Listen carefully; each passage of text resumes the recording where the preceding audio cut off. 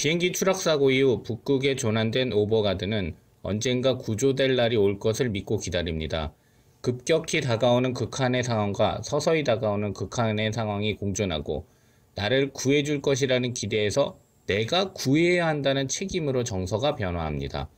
북극을 배경으로 한 극한 생존기에 영화를 보면서 간접 경험하는 고통의 강도는 정말 다를 수 있는데, 이 영화는 드라마틱한 소설 같은 영화라기보다는 일기장 같은 영화라고 볼 수도 있기 때문입니다.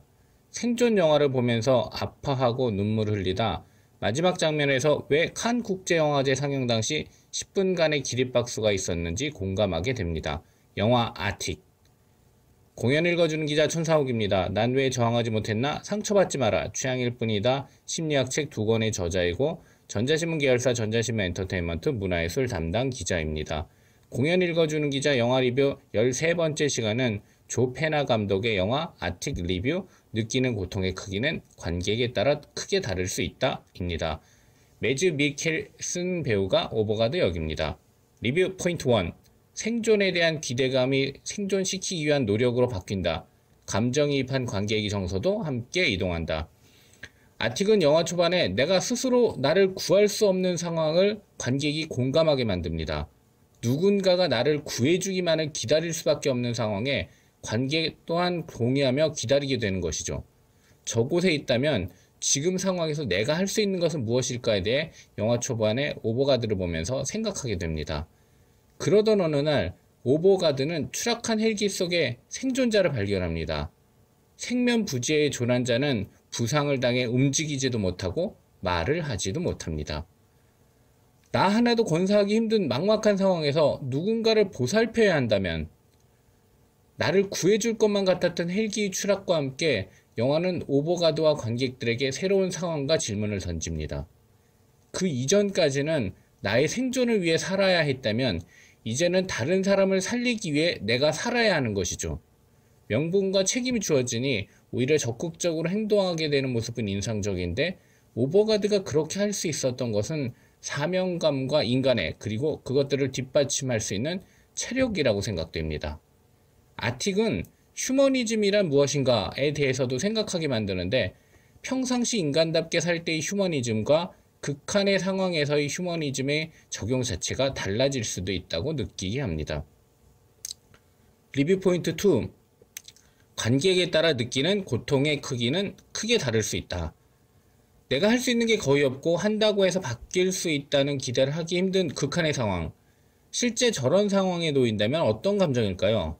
두려움, 무서움, 답답함, 외로움, 배고픔, 절망감, 혹은 또 다른 감정 중에서 어떤 감정이 가장 크게 작용할까요? 영화 아틱은 오버가드가 어떻게 조난됐는지 생략하고 이야기가 전개됩니다. 위험에 빠지게 된 과정 전부터가 아닌 위험 상황부터 관객의 감정이입은 시작되는 것이죠. 그렇기 때문에 관객이 감정이입하는 오버가드의 감정은 각각 다를 수 있습니다. 위험 속에서 오버가드는 무척 침착한데요. 나는 저런 상황에서 침착하고 냉정할 수 있을까요? 허둥대거나 지레 포기하지 않고 합리적인 판단을 내릴 수 있을까요? 영화 아틱에서 오버가드는 눈앞에 닥친 급박한 상황과 서서히 펼쳐지는 고통을 모두 견뎌야 합니다.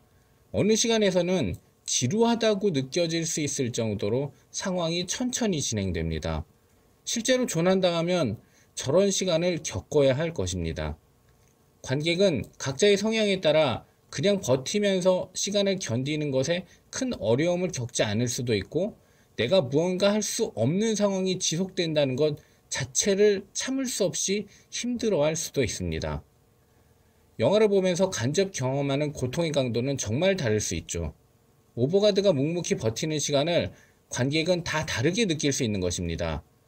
아틱이 드라마틱한 소설 같은 영화라기보다는 일기장 같은 영화이기 때문일 수도 있습니다. 오버가드가 매 순간 치열한 생존의 사투를 벌이는 것으로 보이지는 않습니다.